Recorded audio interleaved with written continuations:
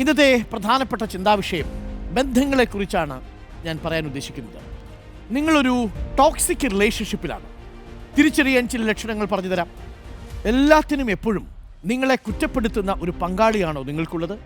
വേണ്ടപ്പെട്ടവർക്കൊപ്പം പുറത്തു പോകുന്നതിനോ ഇഷ്ടമുള്ള വസ്ത്രം ധരിക്കാനോ എന്തിനു മുടിവെട്ടുന്നതിന് പോലും സമ്മതം ചോദിക്കാൻ വിട്ടുപോയാൽ അലറി വിളിക്കുന്നൊരു വ്യക്തിയാണോ നിങ്ങളുടേത് കൂടെയുള്ളത്? എങ്കിൽ ശ്രദ്ധിക്കുക, അയാളെ പങ്കാളിയാക്കുന്നത് ഒരുപക്ഷെ മണ്ടത്തരമാണ്.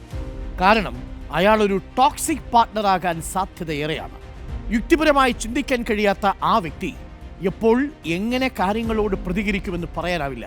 വൈകാരിക ജീവിയാണെന്നും നിങ്ങളെ വലിയ പൊസസീവാണെന്നും ഒക്കെ പറഞ്ഞ് നിങ്ങളുടെ പിന്നാലെ വരും. കരുതിക്കൊള്ളൂ, അയാൾ ഒരു ടോക്സിക് പാർട്ട്ണറാണ്.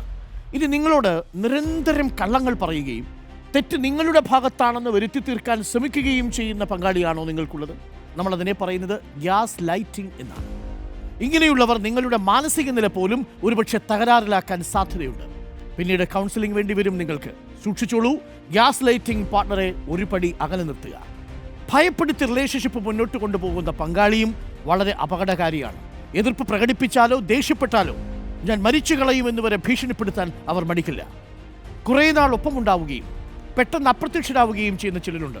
പിന്നീട് ഫോൺ വിളി ഉണ്ടാവില്ല, മെസ്സേജ് ഉണ്ടാവില്ല, കണ്ടുമുട്ടലുകൾ ഉണ്ടാവില്ല. ഇതിനെ നമ്മൾ പറയുന്നത് ഗോസ്റ്റിംഗ് എന്നാണ്. ഇതിന് ഈ സാഹചര്യങ്ങളിൽ മുന്നറിയിപ്പില്ലാതെ ഉപേക്ഷിച്ചു പോകുന്നവർക്ക് ജീവിതത്തിൽ പിന്നെ ഒരവസരവും കൊടുക്കില്ല എന്നൊരു തീരുമാനം നിങ്ങൾ എടുക്കണം കേട്ടോ. പതിയെ പതിയെ ബന്ധം അവസാനിപ്പിക്കുന്ന ചിലരുണ്ട്. ചോദിച്ചാൽ പ്രശ്നങ്ങളൊന്നുമില്ലെന്ന് പറയുകയും അതേസമയം അടുപ്പം കുറയ്ക്കുകയും ചെയ്യും. ഈ അവസരത്തിൽ അവർ മറ്റൊരു റിലേഷൻഷിപ്പിലേക്ക് കടക്കുന്നുണ്ടാവും. പ്രതീക്ഷ തന്നുപേക്ഷിക്കുന്ന ഈ അവസ്ഥയ്ക്ക് കാസ്പറിംഗ് എന്നാണ് പേര്. ഇതെല്ലാം ഇഞ്ചിഞ്ചായി നമ്മളെ തകർക്കുന്നതാണെന്ന് പ്രത്യേകം പറയേണ്ടതില്ലല്ലോ. പരസ്പര ബഹുമാനവും വിശ്വാസവും സ്നേഹവും ഒക്കെയാണ് ഏതൊരു ബന്ധത്തിൻ്റെയും അടിസ്ഥാനം. പ്രണയം ആരോടും തോന്നാം, എന്നാൽ ആ വ്യക്തിയുടെ സ്വഭാവം നന്നായി മനസ്സിലാക്കിയ ശേഷമേ മുന്നോട്ട് പോകാവൂ.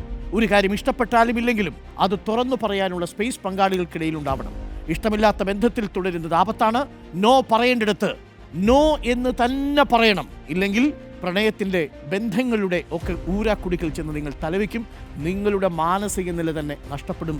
പതിയെ പതിയെ നിങ്ങൾക്ക് നിങ്ങളെ തന്നെ നഷ്ടപ്പെടും.